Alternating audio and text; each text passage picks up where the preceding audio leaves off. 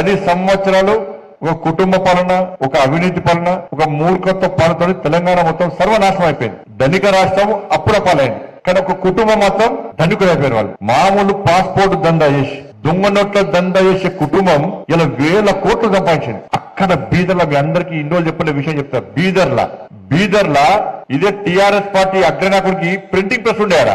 నాకు మొన్న ఢిల్లీలో ఒక పోలీస్ ఆఫీసర్ కలిసిండు. సార్, నేను సిద్దిపేట ఎస్పీ ఉన్నప్పుడు బీదర్ లో ఒక ప్రింటింగ్ ప్రెస్ ఉండే. ఆ ప్రింటింగ్ ప్రెస్ టీఆర్ఎస్ పార్టీ ఆది నాయకుడిది. మరి ఏం చేస్తారు సార్ అంటే, టీఆర్ఎస్ పార్టీ కరపత్రాలు కాదు, దొంగ నోట్లు ముద్రిస్తారట. ఆడ దొంగ నోట్లు ముద్రించే ప్రింటింగ్ ప్రెస్ బీదర్ లో ఉన్నది. నేను ఆ ప్రింటింగ్ ప్రెస్ సీజ్ చేద్దామని పోయినాను. పోయేసరికి రాష్ట్రంలో ఒక ముఖ్య నాయకుడు నాకు ఫోన్ చేసి, మీకు డ్యూటీ అక్కడ లేదు, మీరు అటు పోకండి అని చెప్పి నన్ను ఆదేశిస్తే నేను పోలేకపోయినా. అంటే దొంగ నోట్ల దంద కూడా చేసారు వీళ్ళు. ఎన్నికలప్పుడు, ఉద్యమం అప్పుడు, ఎన్నికలప్పుడు బీఆర్ఎస్ టీఆర్ఎస్ పంచింది అన్ని కూడా దొంగ నోట్లే. మరి ఆ నోట్లు అప్పుడు ఎట్లా వెళ్ళిన, అప్పుడు దొంగ నోట్లు మనకు తెలియదు, కొత్త వాళ్ళకు పాత, వాళ్ళ ఎక్స్పర్ట్స్. మనం అంత ఖర్చు పెట్టిన తీసుకున్నా కానీ పంచిన అన్ని దొంగ నోట్లే. ఉద్యమం తర్వాత ఎన్నికలప్పుడు టీఆర్ఎస్ పంచిన పైసలు మొత్తం దొంగ నోట్లే. బీదర్ లో ముద్రించిన దొంగ నోట్లు అవి కుళ్ళ. ఇలా ఆ కుటుంబం ఇలా కోటీశ్వర్లు అయిపోయింది.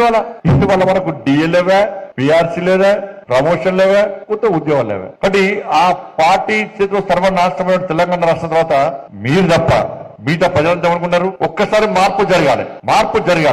మార్పు జరిగితే ఇవాళ తెలంగాణ రాష్ట్రం కొంచెం బాగుపడతారు. ఈ కుటుంబ కబంధాస్తాల నుంచి తెలంగాణ రాష్ట్రాన్ని సాధించుకోవాలని చెప్పి మార్పు కోరుకున్న ప్రజలు భారతీయ జనతా పార్టీకి ఓటేయాలా, తప్పిపోయి కాంగ్రెస్ పార్టీకి ఓటేసారు. ఇప్పుడు కాంగ్రెస్ పార్టీకి ఓటేస్తే పరిస్థితి ఏంటి, వల్ల పెయిన్ మీకలు పోయి పోయేవాడు అంటే అయిపోయింది. నా ఘర్కా నా ఘాట్ కన్న పరిస్థితి అయిపోయింది. ఇవాళ పరిస్థితి ఏంటో ఒక్కసారి వచ్చండి.